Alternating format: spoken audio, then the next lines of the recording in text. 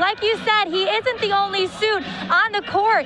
His twin brother Jacob's suit is also there as another 6'5" asset for the Bulldogs, averaging 13 points per game and 7 rebounds, totaling over 850 points in his career, trying to catch up to his brother's 1,000 points. And to fill those shoes is Preston Harms, the sophomore point guard, who is, as Coach Reeder says, doing a phenomenal job of filling those shoes.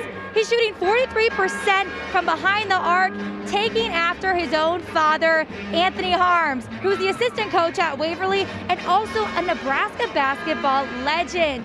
He took Philly to the D2 championship twice and then also left his name in the record book at 17th in the state for points scored at 2,140 points. Then he went on to play college basketball for UNK, and of course he plastered his name all over those record books as well. I'm in the student section for Scottsbluff, but there are no Scottsbluff students here. In fact, there's students from all over the Panhandle. Abby, tell me who's all with you. I'm here with Coach Prince from the Wolves, who just came out on top here. Coach, you came over here, you said your heart's racing. Tell me what's going through your mind right now. Joe, I did see when the starters came off the court just those last seconds here, you were giving them hugs, giving them pats on the head, messing their hair up. What were you telling your players? I'm just really proud of them. And with the pandemic taking away some of her 2020 races, Susan says she might need help in the future. Lucky for her, both of her kids are more than willing. Making it to the Collegiate Rugby Championship is a regular postseason push for the women's team, but sharing the bus with the guys is a first. The Northeast Community College baseball team is well on their way to another successful season, and Coach says that's largely due to this duo of a twin brother team on the field. That's right, Colin and Cade. A season like no other. With 16 girls on the team, everybody had to step up. Although the women faced heartbreak on this field, the Wildcats still ended the day as winners. And I gave him a high five from the play before, and about the time I must have given him a high five, I just kind of dropped. I could hear them say, "We don't have a pulse." 4 minutes without a pulse. 28-year-old Sean Korth is lucky to be talking about the incident after collapsing during a baseball game in Humphrey earlier this month. I didn't think he was going to make it, so I wanted to be there to hold his hand for these last moments, and it was hard because I was getting pulled away. And 7 bystanders with medical backgrounds rushed over to help. My friend and I just kind of threw our stuff and we ran to get onto the field. And the next thing I remember after that, I was getting a breath of CPR. It more felt like you were getting a kiss, but instead of getting a kiss, just a whole bunch of air blowing in you at one time. After just 5 rounds of CPR, the EMTs were on the scene. If no one would have been there to initiate the CPR within a 6-minute frame, until we got there, it could have been a different ball game. If it wouldn't have been for them, he wouldn't be here no more.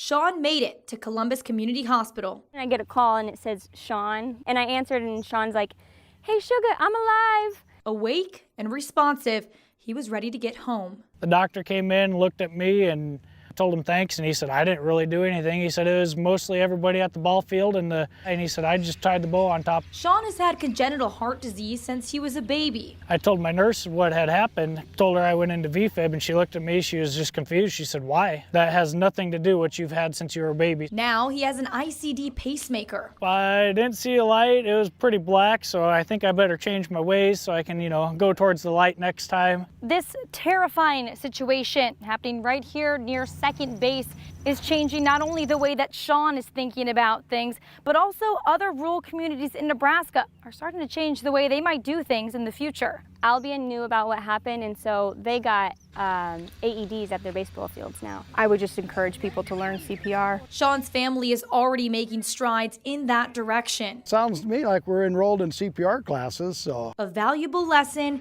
and a powerful reminder. I was on my knees in the middle of the field just praying to God, please don't take him from me, please. Considering the time and the place, he's a miracle. In Humphrey, Amanda Poole. 7-year-old,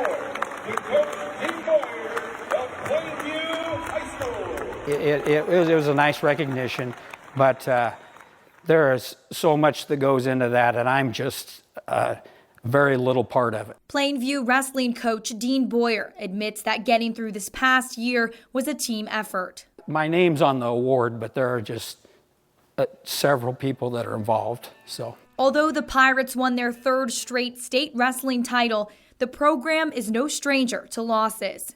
During the year, we had our 4-time state champion passed away in a car wreck, and besides my leukemia, and then one of our wrestlers was just coming back off for surgery from football on his ankle and tore his ACL right before the state tournament. As he was fighting his own battle with cancer, Boyer didn't stop supporting the team. He was always texting us during the season and letting us know, because he was always watching, and he was always there with us even if he wasn't physically here.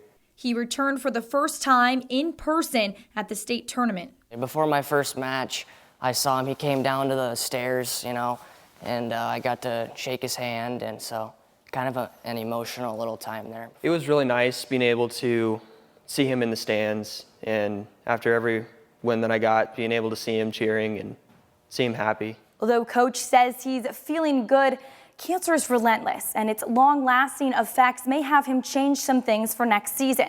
One of those things having to be more relaxed, something that Coach says he might struggle with. I don't relax very well, but I might relax and enjoy things a little bit more if I can. I don't know, I'm pretty competitive, so that'll probably go out the window as soon as the first whistle blows. But although this 2-year-old program has competed in multiple places, it's not about that. It's about where they're headed. Although it might not seem like it, these chairs are where high school students are competing in a state tournament. Welcome back to the 2021 Northeast Nebraska All-Star Football Classic. And we're back at the Pinnacle Bank Arena where the game is tied against Humphrey, LHF, and the Irish. It's 18-18 right now, and a part of that is lead scorer normally for the Irish in Jack Hess, who went out with somewhat of an injury in the first half, but I talked to Coach O'Malley, who said it's just a bone bruise and he's gonna push through it. I was gonna say that I have a closer look on the history of Elkhorn North, but it's just that they don't have it because they are a brand new program, like you guys said. But I do have a closer look on Coach Ann Prince. Beatrice is up by 7 right now. If you were Clark, what would you be telling the team right now in the locker room? Zach, last year you guys made it to the semis but lost against Ogallala. What is it like to be able to get an opportunity for a championship this year?